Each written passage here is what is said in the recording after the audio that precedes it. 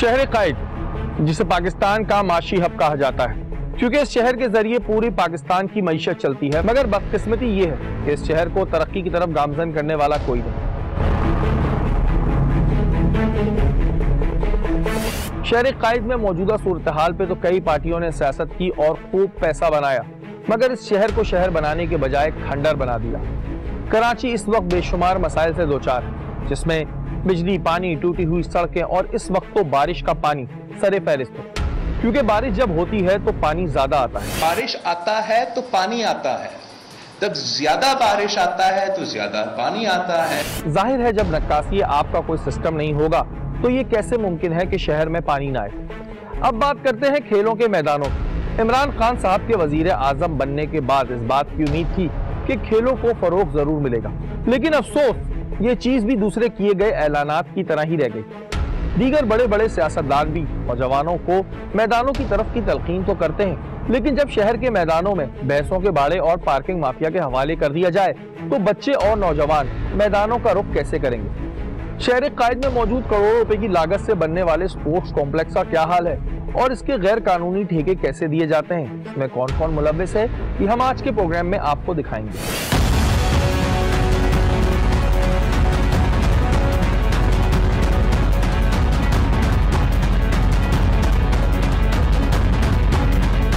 हम अपने दफ्तर में मौजूद थे कि हमें एक कंप्लेन मौसूल हुई। इस कंप्लेन के मुताबिक जिला कोरंगी में मैदानों पर पार्किंग माफिया की जानिब से कब्जा बताया गया। हमने इस तरह की और भी जगहों की छानबीन करी और इस दफा इस मौजू पर प्रोग्राम करने का इरादा किया।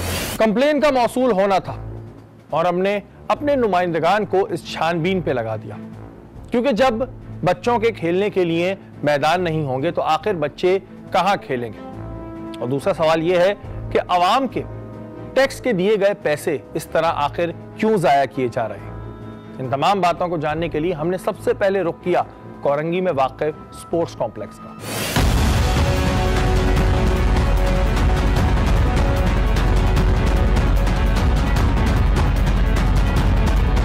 जी नाज़रीन, मैं इस वक्त कोरंगी में मौजूद हूँ और ये एक स्पोर्ट्स कॉम्प्लेक्स है।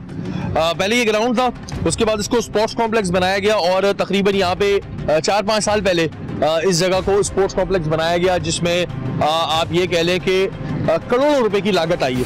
हम जब स्पोर्ट्स कॉम्प्लेक्स में दाखिल हुए तो यहाँ पर बड़ी तादाद में गाड़ियां पार्क हुई हमें नजर आई। इस स्पोर्ट्स कॉम्प्लेक्स के अंदर जो है वो गाड़ियों की पार्किंग होती है।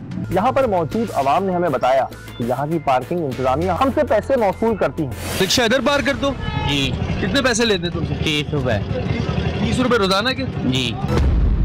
30 रुपए लेता कौन है? ये इधर की इंतजामिया लेती है और बहुत से लोग हैं सर। आप यहीं भी पार्क करते हैं अपना रोजाना? जी। कितने पैसे लेते हैं आपसे? 30 रुपए। 30 रुपए रोज के? जब यहाँ के चौकीदार से बात की तो उन्होंने इस बात को तस्लीम किया कि ये जगह गवर्नमेंट की है, मगर मालिक का नाम ना बताया। ये किसकी जगह है? ये गवर्नमेंट की है। गवर्नमेंट की जगह है, तो ये पार्किंग का ठेका किसने दिया हुआ है? वो जो यहाँ जो ठेकेदार है ना काम क्या नाम है उसका? मेरा नाम तो मेरे को नहीं पता। तुम चौकीदार हो, तुम्हें बताओ ना ठेकेदार कौन है? मैं तो दिन में दिहाड़ी पे करता हूँ। दिहाड़ी पे करते हो? और ठेकेदार कौन है यहाँ का? ठेकेदार मेरा वो भी सरकारी है। जब हम कॉम्प्लेक्स के मजीद अंदर गए तो यहाँ पर बड़ी तादाद में छोटी बड़ी गाड़ियां पार्क हुई। ये बच्चों के खेलने के लिए एक जगह बनाने की बात हुई थी और 4-5 साल पहले से यहाँ पर दीवारें खड़ी कर दी गई। यहाँ पर लाखों रुपया, करोड़ों रुपया, नॉट लाखों, करोड़ों रुपया लगा दिया गया और मुझे नहीं पता कि अभी किस मद में होगा, लेकिन ये एक जो है वो पार्किंग का जगह बना दी गई है। और ये ठेका कैसे, मेरा सवाल ये है कि कैसे जी ये ठेका दे दिया गया, किसने ठेका दे दिया कि स्पोर्ट्स कॉम्प्लेक्स में पार्किंग का ठेका दे दिया। ये गवर्नमेंट की करप्शन है, जो गवर्नमेंट यहाँ पे करप्शन करती है। ये वो करप्शन है जो हम देखते हैं और समझते हैं जी यार कुछ भी नहीं है। छोटी गाड़ी के 30 रुपए और बड़ी गाड़ी के 50 रुपए रोजाना पार्किंग की मद में आवाम से लिए जा रहे हैं। यहाँ पे जिन लोगों ने गाड़ियां खड़ी की है मैं उनके खिलाफ बात नहीं कर रहा हूँ, क्योंकि यार उन्हें तो कोई जगह मिलेगी वो खड़ी करेंगे। उनसे 30-30 रुपए लिए जाते हैं रोजाना की बुनियाद में। अब वो 30 रुपए कहाँ जाते हैं? क्या उनको कोई 30 रुपए की पर्ची दी जाती है? यहाँ पर एक इंकशाफ ये भी हुआ कि आवाम से पार्किंग की फीस तो ली जाती है, मगर किसी किस्म की पर्ची इन्हें नहीं दी जाती। कभी पर्ची दी है आपको? यहाँ पर हमें कुछ लोग ऐसे भी मिले जो इनकी हिमायत में खड़े हो गए। कभी पर्ची मिली है आपको? नहीं, पर्ची नहीं मिली। मकसद ये है कि हमारे जैसे जो गाड़ी वाले हैं उनको थोड़ी सहूलियत मिली हुई है। ज़राए के मुताबिक पता चला कि ये लोग यहाँ पर अपनी गाड़ियाँ मुफ्त खड़ी करते हैं, जब ये गलत चीज को हमारे सामने सही करने में लगे हुए थे। 10 साल पहले ये जगह दे दी गई ग्राउंड खत्म हुए थे और बच्चों के खेलने, यहाँ बच्चे खेलते थे पहले। ग्राउंड था हमारा, फुटबॉल का ग्राउंड था, ये फुटबॉल का ग्राउंड इधर था, ये हम लोग खुद प्लेयर थे उसके। लोगों को खेलने की जगह नहीं मिलेगी ना, लोग नशों में पड़ेंगे।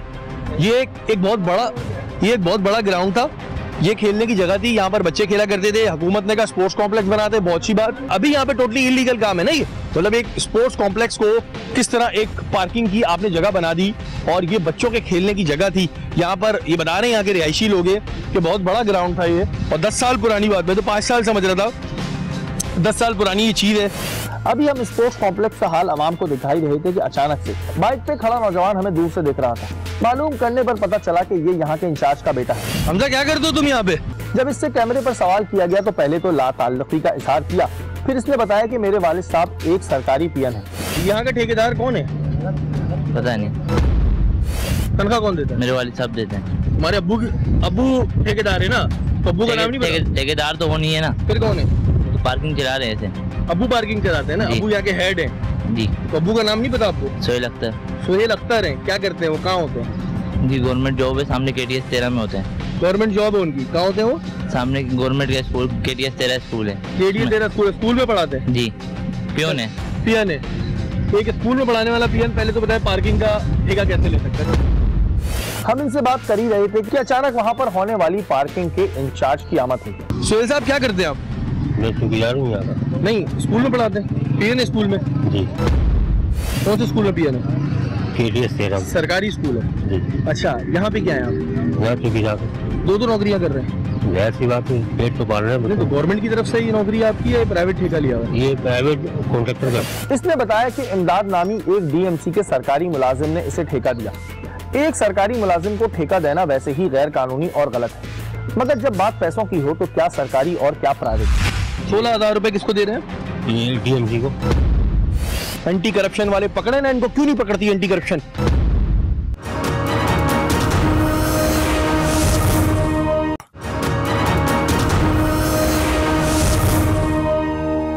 प्राइवेट कॉन्ट्रैक्ट आपको किसने दिया है? ये जो ठेकेदार है यहाँ का। कौन है ठेकेदार? इमदाद अली साहब। इमदाद साहब क्या करते हैं? कॉन्ट्रैक्टर यहाँ से लेके वो वहाँ तक, स्टेडियम तक। क्या है वो? स्टेडियम तक। नहीं, वो है क्या? मतलब ठेकेदार है यहाँ के। तो ये प्रोजेक्ट के वो है, सरकारी बंदे हैं? हाँ जी, सरकारी। इमदाद नंबर है उनका? नहीं। सर, आप उसका ठेका लेके बैठे, आपके पास नंबर ही नहीं है? अभी मोबाइल नहीं है। अच्छा, मोबाइल नहीं। अच्छा, मुझे एक बात बताएं, ये जगह क्या बनने के लिए बनी थी? ये स्पोर्ट्स कॉम्प्लेक्स था। स्पोर्ट्स कॉम्प्लेक्स में क्या एक्टिविटीज होती है?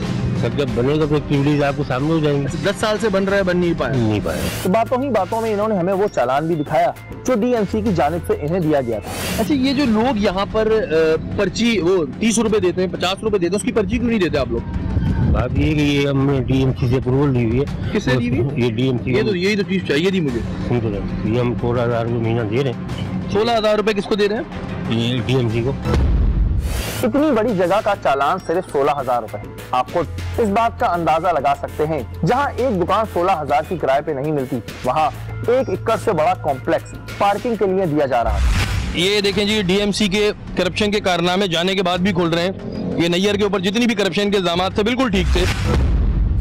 जब हमने इनसे इस ठेके के बारे में पूछा तो इनके पास कोई जवाब ना था, बवा इसके कि ये जवाब DMC से लिया जाए। कोई भी सरकारी जगह जो स्पोर्ट्स कॉम्प्लेक्स बननी हो, अभी किसी के उसमें बात नहीं कर रहा, क्या वो पार्किंग के ठेके लेके दी जा सकती है? यार ये तो आप उनसे पूछूंगा मैं। मिलजुल के इसलिए यार, आप हमारी गाड़ियां रोड पे खड़ी होती हैं। अच्छा, आपको अपनी गाड़ियों की पड़ी है, मुल्क जो तबाह हो रहा है फिर होने दें। यहाँ पर एक बात आपको ये भी बताता चलूं कि सुप्रीम कोर्ट के अहकामात हैं कि कोई भी सरकारी जगह किसी बिजनेस के लिए नहीं दी जाएगी। आप मुझे एक बात बताएं कि DMC कैसे ठेका दे सकती है? यार ये आप DMC वाले पूछे ना, आके चार्टेड पार्किंग वाले लेके जाते हैं। हमारे जराये के मुताबिक हमें ये भी पता चला कि चालान तो सिर्फ 6,000 का जमा कराया जाता है, 10,000 और मजीद DMC की जेब में जाते हैं। यार हमारे पास तो फारूक आता है। फारूक नाम का बंदा, और आप लोग 16,000 रुपए उसको महीने के दे रहे हैं। अच्छा, कब से चल रहा है ये काम? करीबन 2-2.5 साल से चल रहा है। तो ये बच्चों के लिए ये मैदान थे ना, अब ये मैदान भी नहीं बन रहा है, फिर जो पार्किंग है वो भी किसी की जेब में जा रही है। आप तो दे रहे हैं भाई, लेकिन किसी की जेब में जा रही है। मेरा एतराज ये है, चार्जिंग पार्किंग में होते हैं फहीम और फारूक, अभी इनसे सवाल होगा, और ये बहरहाल कोरंगी की ये एक जगह है, मैदान है, और कोरंगी से बड़े अच्छे अच्छे खिलाड़ी भी निकले। मैं आपको बताऊं, अब जब हमारे बच्चों को जगह ही नहीं मिलेगी खेलने की तो गलियों में खेलेंगे या रोडों पे खेलेंगे या नालों में गिरेंगे बेचारे, या खम्भों से करंट लगने के बाद उन बेचारों की जो है वो जिंदगी खतरे में पड़ती है। तो खुदारा इस चीज के बारे में सोचा जाए। यहाँ पर मौजूद अवाम ने बताया कि ये तो सिर्फ एक चालान है, हफ्ते की बुनियादों पर यहाँ से भत्ता भी दिया जाता है, जो DMC चार्ज पार्किंग कोरंगी के एहलकार फारूक और फहीम वसूल करते हैं। जो है ये एक पर्चा है, इसके अलावा भी भीड़ जाती है। ये 4-5 बंदे हम लोगों ने खुद हायर किए हैं, क्योंकि हमारी चोरियां होती थी। मुख्तलिफ लोग आते हैं, मुख्तलिफ कार्ड दिखाते हैं, लेके जाते हैं। और ठेकेदार भी इस बात का एतराफ कर चुका है। जरा इस बात को गौर से सुनिए।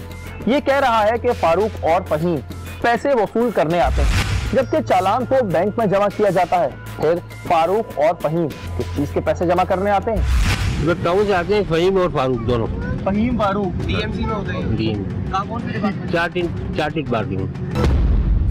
इसके बाद हमने कोरंगी के ग्राउंड का रुख किया, जहां पर खेलों की सरगर्मियों के बजाय भैंसों का बाड़ा और पार्किंग बनाई गई थी। नाज़रीन, कोरंगी के एक और जे एरिया के मैदान में मैं खड़ा हूँ, और ये मैदान है, इधर भी पार्किंग का ठेका।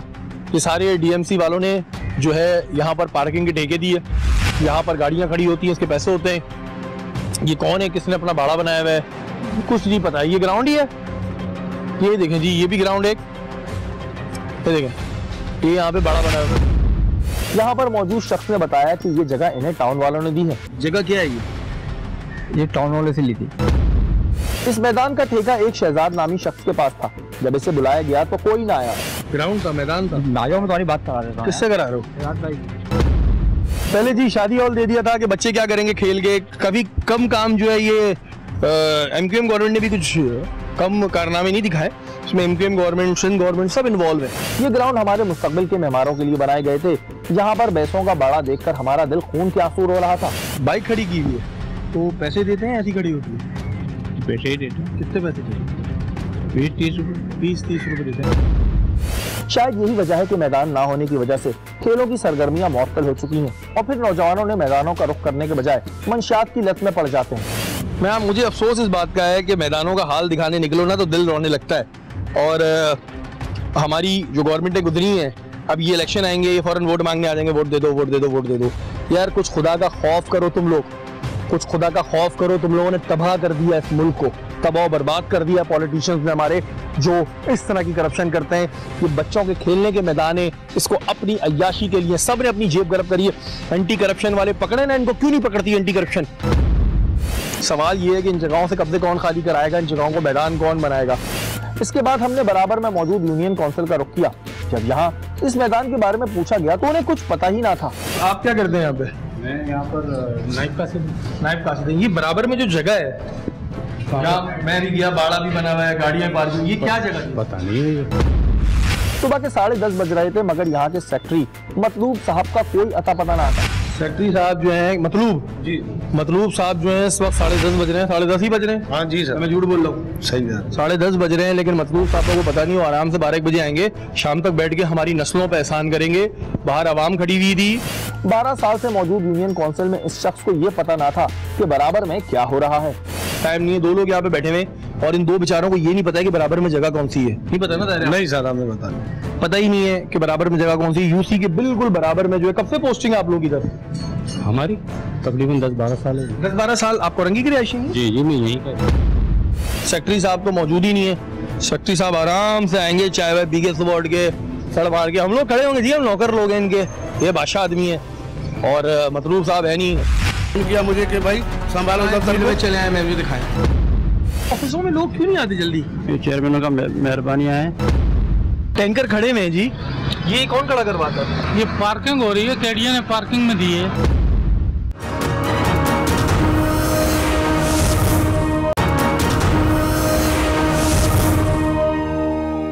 ये था कोरंगी के मैदानों का हाल। हम ये जानना चाहते थे कि आखिर क्या वजह होती है कि आवाम के करोड़ों रुपए ऐसे प्रोजेक्ट्स पे लगाए जाते हैं, फिर ये प्रोजेक्ट्स पूरे नहीं होते और उसके बाद अपने मुफादात को देखते हुए पार्किंग के ठेके दे दिए जाते हैं। आखिर कौन इजाजत देता है कि जो चीज स्पोर्ट्स कॉम्प्लेक्स की मद में आती है वहां पर पार्किंग के ठेके दे दिए जाए? इसका असल जिम्मेदार कौन है, ये जानने के लिए हमने रुख किया डीसी ऑफिस का, जहां पहले डीएमसी के चेयरमैन नैयर रजा साहब बैठा करते थे, जो आवाम को लूटने के बाद अब कहीं आराम से छुट्टियां मना रहे होंगे। हम डीसी ऑफिस कोरंगी में मौजूद थे। यहाँ के डिप्टी कमिश्नर शहरियार मेमन साहब 11:15 बजने के बावजूद भी अपने दफ्तर में मौजूद ना थे। देखते जी, पूछते हैं कि अभी डीसी साहब वैसे आए हुए कि नहीं आए।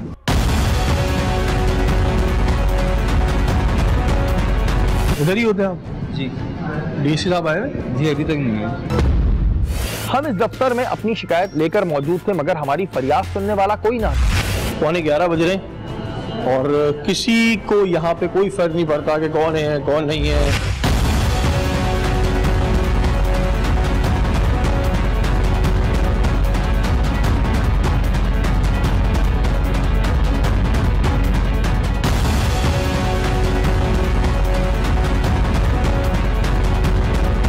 यहाँ के असिस्टेंट कमिश्नर साहब भी अपने दफ्तर में मौजूद ना थे। कमिश्नर आए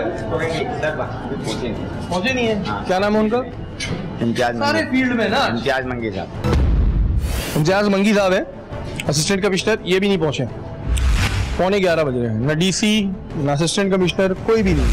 हम इस दफ्तर में किसी जिम्मेदार शख्स को ढूंढ रहे थे कि एक शाह से ज्यादा शाह के वफादार ने हमें आवाज देकर बुलाया। जब हमने इससे पार्किंग के ठेकों के बारे में पूछा तो इसने कहा कि मुझे इस बात का इल्म नहीं, लेकिन साहब और पूरा ऑफिस फील्ड में है, इन्हें जरूर पता था। अरे पता कैसे ना होता, साहब के सामने नंबर भी तो बढ़ाने थे। फिर यहाँ के जो पार्क्स हैं, जो स्पोर्ट्स कॉम्प्लेक्स थे, हाँ, वहाँ पे पार्किंग के ठेके दिए हुए, सही है? ये मुझे पता नहीं है।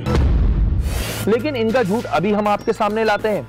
इन्होंने कहा कि साहब ने इन्हें फोन करके बताया है, लेकिन वो जगह नहीं बताई जहां पर साहब खुद मौजूद हैं। तो हमारे एसी साहब और हमारे स्टाफ वाले फील्ड में गए हुए, वो भी आए हुए, फोन किया मुझे कि भाई संभालो दफ्तर को। चले आए, मैं भी दिखाएं। अब मुझे क्या पता मैं कहाँ ढूंढूंगा उनको। जब इनसे फोन पर अपने साहब का नंबर दिखाने को बोला तो इन्होंने कुछ यूं कहा, मैंने फोन नहीं किया था, उन्होंने मुझे फोन किया था। बैठे आप मुझे दिखाएं, उन्होंने आपको फोन किया, कहाँ किया? वो करते हैं ना, ऑफिसर है ना, जब आएंगे मोबाइल पे किया था, दिखाएं। वो अभी भी आए थे, सुबह भी आए थे, वो सुबह भी आए थे। यहाँ फोन तो दिखाएं। फोन को क्या करेंगे, फोन मेरा है ही खराब। फोन किया मुझे कि भाई संभालो दफ्तर को। फोन किया मुझे कि भाई संभालो दफ्तर को। काश ये वफादारी अपने साहब के साथ दिखाने के बजाय आवाम के साथ दिखाते, जिनके टैक्स के पैसों की तनख्वाह इन्हें मिलती है। ना यहाँ पे एसी मौजूद है, ना डीसी मौजूद है, लेकिन जो इनके शाह से ज्यादा शाह के वफादार हैं, उनके पास बोलने को बहुत कुछ होता है। अभी बोल रहे हैं असिस्टेंट कमिश्नर ने मुझे फोन किया, मैंने कहा फोन दिखाया तो बोलने नहीं किया, झूठ की इंतहा। इसके बाद हमने रुख किया डिप्टी डायरेक्टर चार्ज पार्किंग के दफ्तर का, मगर यहाँ पर भी हमें कोई ना मिला जिनसे हम सवाल कर सके। यहाँ पर भी 4 से 5 अफराद मौजूद थे जो कचहरी लगा के बातों में मसरूफ अमल थे।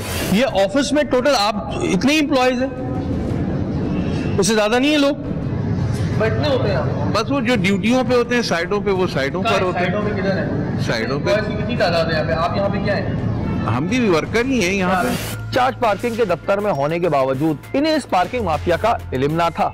ये बात बताएं, चार्ज पार्किंग में कोरंगी में एक स्पोर्ट्स कॉम्प्लेक्स है जो आधा बन के रह गया, देखा है आपने? नहीं, मैंने नहीं देखा। 3-4 लोग बैठे जिन्हें कुछ पता ही नहीं है। और आपको तो मैं अंदर का हाल दिखा दूं कि ये अगर आप सुबह इस वक्त टाइम हो रहा है 11 बज रहे हैं जी, 11 बज रहे हैं, ना फहीम का पता है ना फारूक का पता है, ये हाल है जी। डायरेक्टर चार्ज पार्किंग है कौन, उनका नाम पता है या वो भी नहीं पता? डायरेक्टर चार्ज पार्किंग कोरंगी, वो आपको वहीं लांडी में ही मिलेंगे। नाम तो बता दें। अवेज नाम है शायद। अवेज। डायरेक्टर चार्ज पार्किंग की तलाश में हमने रुख किया म्युनिसिपल ऑफिस कोरंगी का, मगर यहाँ पर भी कोई मौजूद ना था, या हमारे आने की इतला सुन के रफू चक्कर हो गए। तो अवेज कहाँ बैठता है? अवेश भाई अभी आने वाले हैं। बैठता है ना यार, तो बोलो ना बैठता है। और फहीम फारूक का है? सर आप अंदर मालूम कर लें। जब हमने म्युनिसिपल कमिश्नर के कमरे का पता लगाया तो वो साहब भी ऑफिस नहीं आए थे, यानी आवे का आवा ही बिगड़ा हुआ था। कोई भी नहीं है, मुंसिपल एमसी साहब भी नहीं है। सर अभी सब नहीं आया। नहीं आए? क्या नाम है एमसी साहब का? सर अभी पता नहीं सही है। तुम क्या हो यहाँ पे? मैं पियून हूँ। तो तुम्हें अपने एमसी का नाम नहीं पता? मैं चेयरमैन साहब को वो एमसी का नाम ही नहीं पता? इसका नाम क्या है? मकसूद मेमन है। बोलो ना यार, मकसूद मेमन, डर क्यों हो? मकसूद मेमन साहब एमसी साहब हैं। टाइम क्या हो रहा है? 11 बज रहे हैं। 11 नहीं, 11:15। 11:10 हो गए। 11:10, पहले 11 बोला तुमने।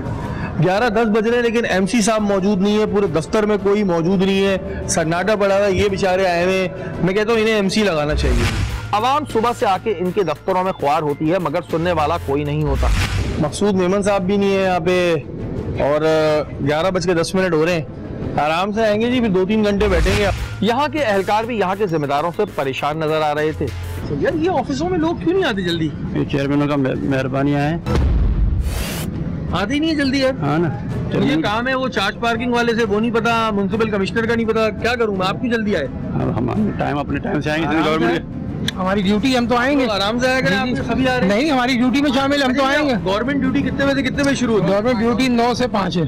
फिर यहाँ मौजूद एहलकारों ने अपनी परेशानियों की लंबी चौड़ी फहरिस्त हमें सुना दी, मगर जिनका काम इन मसाइल को हल करना था, इनका सुबह 11:30 तक कोई अता पता ना था। ये था डीसी ऑफिस और म्युनिसिपल ऑफिस का हाल। तो आपने देखा कि वहां पर सुबह आने के बजाय आराम से उठ के अफसरान दफ्तर तशरीफ लाते हैं, 3-4 घंटे बैठते हैं और उसके बाद अपने घर चले जाते हैं। इसके बाद हमने रुख किया गुलशन इकबाल में वाक़े एक प्लेग्राउंड का, जो आजकल टैंकर माफिया की आमाजगाह है। गुलशन इकबाल में वाक़े नीपा चौरंगी के करीब ये ग्राउंड मेरी पुरानी यादें यहाँ से वाबस्ता है। इसे देखकर आज दिल खून के आंसू रोता है।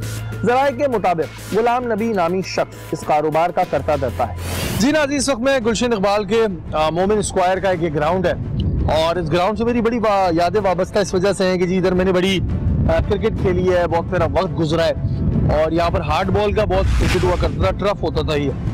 अब आप ये देख सकते हैं कि इस ग्राउंड में ये टैंकर माफिया ने जो है ये कब्जा किया हुआ है और पहले भी इसके बारे में आवाज़ उठाई गई लेकिन कुछ होता नहीं है। आप ये देख सकते हैं कि पूरे ग्राउंड में जो है टैंकर खड़े हुए और इन्हें कोई पूछने वाला नहीं है। इसका पैसा बहुत लोग खा रहे हैं, ये ज़ाहिर बड़ी रिश्वत देके यहाँ पर बैठे हुए और इस रिश्वत का पैसा बहुत सारे लोग खा रहे हैं। गुलाम नबी नाम का कोई बंदा है जो इन तमाम चीज़ों को मॉनिटर करता है और ये सारी चीज़ें यहाँ पे देखते हैं जी, पूछते हैं कि जी बैठे हुए किस तरह ये यहाँ पर। जब हम इस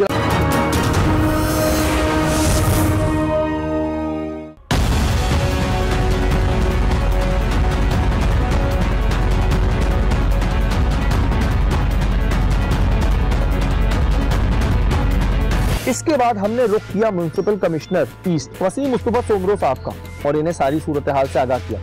जी नाज़रीन, इस वक्त हमारे साथ वसीम सोमरो साहब मौजूद है, म्युनिसिपल कमिश्नर ईस्ट हैं। इनसे हम बात करेंगे जो इशू इस वक्त हमने रेस किया इस हवाले से। अस्सलाम वालेकुम। वालेकुम सलाम। अभी मैंने गुलशन में एक ग्राउंड देखा जो कि एरो क्लब के सामने है और उधर जो है वो बहुत सारे टैंकर्स खड़े हैं, एक तरीके टैंकर माफिया खड़ा हुआ है। जब उनसे मैंने बात की तो उन्होंने मुझे एक KDA का लेटर दिखाया कि जी हमारे पास में चार्ज पार्किंग के तौर पे हमें दिया गया है।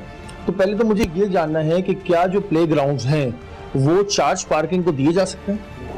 देखें, मुझे तो वो लेटर मैंने नहीं देखा है, लेकिन अगर कोई ऐसा लेटर है तो गैर कानूनी है, क्योंकि प्ले ग्राउंड को किसी सूरत में भी किसी और पर्पज में यूज नहीं कर सकते।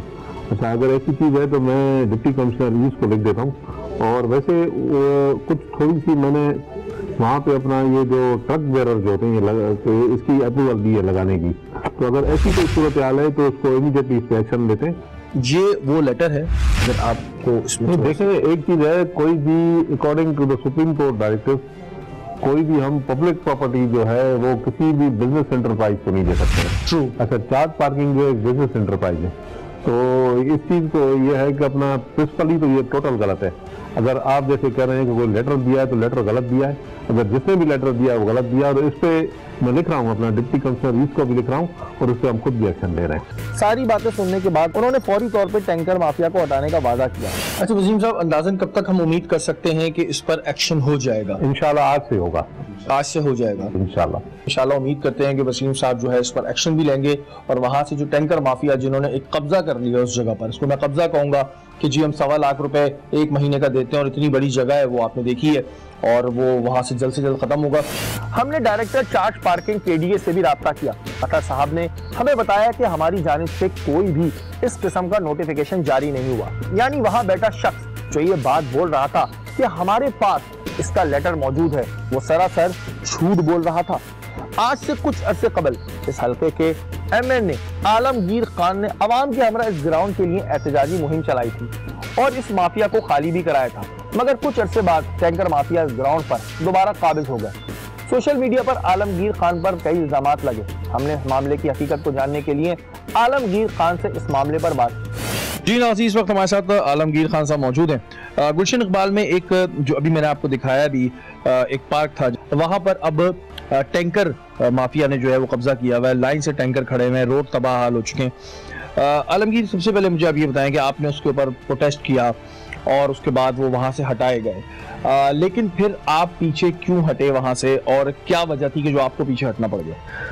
एक तो शहरी भाई, मैं पीछे नहीं हटा, सिर्फ सब्र किया है। सब्र इस बात का कि हुआ ये, हमने यहाँ प्रोटेस्ट किया इलाका मकीन की कंप्लेन पे, इनको हटाया। इलाका मकीन तंग थे इनसे और ये क्रिकेट ग्राउंड हम बहाल करना चाहते हैं और इसके लिए मैंने स्कीम डाली थी। हमारे जो डेवलपमेंट फंड होते हैं MNAs के, उसमें स्कीम डाली थी और साथ ही साथ इनको हमने यहाँ से प्रोटेस्ट के तहत इनको फारिग किया इधर से। ये यहाँ से मूव हुए, मेन रोड पे चले गए, नीपा से लेके इतवार बाजार यूनिवर्सिटी रोड पे ये आ गए और फिर मुझे DC फोन करे, मुझे MD वाटर बोर्ड फोन करे कि ये एक नया हैसल क्रिएट हो गया है, आप इसको देखें। अच्छा, उस वक्त मैंने उनको इनकार किया कि भाई हमने क्रिकेट ग्राउंड बनाना है, किसी सूरत वापस नहीं कर सकते हम। इस दौरान हुआ ये कि मेरी स्कीम्स लेट हो गई, जो पैसे आने थे वो लेट होते चले गए, फिर कोरोना आ गया और वो फंड लैप्स हो गए उस साल के। अब वो फंड्स रीवैलिडेट होके इस साल, और उम्मीद है कि सितंबर में ही वो रिलीज होंगे, तो वो अब मैं सिर्फ उन फंड्स का सब्र किया। अच्छा, फिर इसी दौरान ये वापस भी आ गए इस ग्राउंड में। ये कोई 15-20 दिन या महीना यूनिवर्सिटी रोड पर रहे, फिर ये वापस आ गए। अच्छा, वापस आने के बाद एक इल्जाम आप पर लगा, जो हमने सोशल मीडिया पे भी देखा, हमने कुछ अखबारों में भी देखा कि आलमगीर खान साहब ने पैसे ले लिए, फिक्स कर लिया, भत्ता ले रहे हैं, तो ऐसा है कुछ? मैंने इसके जवाब दिया, देखें शहरी भाई, ये मेरा ईमान है और ये स्टैंडर्ड्स है मेरे। अल्लाह का अजाब हो उस पर जो भत्ता ले या रिश्वत ले, उसकी नस्लों पर अल्लाह का अजाब हो, उसकी नस्लें निस्तो नाबूद हो जाएं जो किसी ओहदे का इस्तेमाल करके किसी से रिश्वत ले, भत्ता ले या कोई भी पैसों की मद में अपनी कमाई, जाती कमाई करे। ये सवाल ही नहीं पैदा होता। मैंने सिर्फ सब्र इसलिए किया कि मैं सोच रहा था कि मेरे फंड्स आएंगे और फंड्स जैसे ही आएंगे ये सारे इल्जामात मैं दफन कर दूंगा, क्योंकि काम में मेरी हमेशा से ये कोशिश कि अपने काम से लोगों को, अपने रिजल्ट्स, नताइज से लोगों को जवाब दूं। जो क्रिटिसिज्म होता उनको हम अपने नताइज से जवाब देते। जिस दिन यहाँ मैं तख्ती लगा के इसका काम शुरू कराएंगे हम, ये सारे इल्जामात दफन हो जाने और इनको हम यहाँ से भगाएंगे। क्या वजह है कि जितनी भी जगहें इस तरह की हैं जो हमारे आपके बचपन के प्लेग्राउंड्स थे, आज यहाँ तो वहाँ पर बिल्डिंग्स खड़ी नहीं है या वो किसी का कब्जा हो चुका है? क्या वजह है इसकी? देखिए, एक चीज तो ये कि ये कनेक्टेड लोग हैं। ये आप सिर्फ इसको ये ना देखें कि ये एक टैंकर का ग्रोह है, ये कनेक्टेड है डिपार्टमेंट्स के साथ। ये पूरी एक माफिया के तहत काम करती है। इनके हाथ KDA में भी हैं, इनके हाथ DMC में भी हैं, इनके हाथ KMC में भी हैं, DC, वाटर बोर्ड, ये सब इंटरकनेक्टेड है आपस में। अच्छा, आप जब इनके खिलाफ लड़ते हैं तो ये ना सोचे कि एक शख्स से आप लड़ रहे हैं या एक ग्रुप से लड़ रहे हैं। आप इस पूरे जो माफिया का ये सारा नेटवर्क है, आप इससे लड़ रहे होते हैं। ये इल्जामात क्यों लगे मुझ पर? इसीलिए लगे कि मैंने इनका जीना हराम किया हुआ है। जो प्लेग्राउंड्स होते हैं, क्या वो DMC, KDA, XYZ कोई भी पार्किंग की मद में दे सकती है? ये सब गैर कानूनी है, इसकी कोई गुंजाइश नहीं है। और मैं फिर से कहूँ, ये शहर जो कहते हैं ना कि लावारिस रहा है, इदारे खुद मिले हुए, ये सब इदारे कर रहे हैं। ये इदारों ने किया है, ये इदारे के लोग इसमें मुलव्विस हैं। ये नीचे से लेके ऊपर तक पैसा चलता है इसमें। तो खैर, मकसद ये है, मैं बड़ा पुरुमीद हूँ, जैसे ही मेरे ये फंड्स आते हैं आपके साथ जाऊंगा, इंशाल्लाह इस पार्क की इफ्तिताह करेंगे। काश कि इस ग्राउंड की तामीर जल्द से जल्द शुरू हो और असल हकदारों को इसका हक मिले, ताकि हमारी आने वाली नस्लों के लिए खेलों की सरगर्मियां दोबारा बहाल हो जाएं। जी नाज़रीन, ये था हमारा आज का प्रोग्राम। आपने देखा कि किस रिटाई के साथ पार्किंग माफिया हमारे बच्चों के खेलने वाले मैदानों पर कब्जा करके बैठे हुए, और कब्जा कराने वाले कोई और नहीं, वही लोग हैं जिनका काम है कब्जे खाली कराना। DMC ने, KDA ने क्या क्या किया है, क्या क्या घपले किए हैं, क्या ये किसी को पता नहीं? क्या कोई देखने वाला नहीं है? मैं दरखास्त करूंगा NAB से, मैं दरखास्त करूंगा एंटी करप्शन से कि जो चीजें हम आपको अपने प्रोग्राम में दिखाते हैं और जो चीजों का इल्म हमारे पास है, उसके ऊपर जरूर इंक्वायरी करें और इस तरह के जो लोग हैं जो पैसे लेकर कब्जे कराते हैं, इनके खिलाफ कार्रवाई कराई जाए और जो हमारे बच्चों के खेलने के मैदान हैं इन्हें आबाद किया जाए और कब्जा माफिया से खाली कराया जाए। आखिर में मेरी जानिब से, मेरी टीम की जानिब से पूरे पाकिस्तान को यौम दिफा मुबारक हो। पाकिस्तान जिंदाबाद।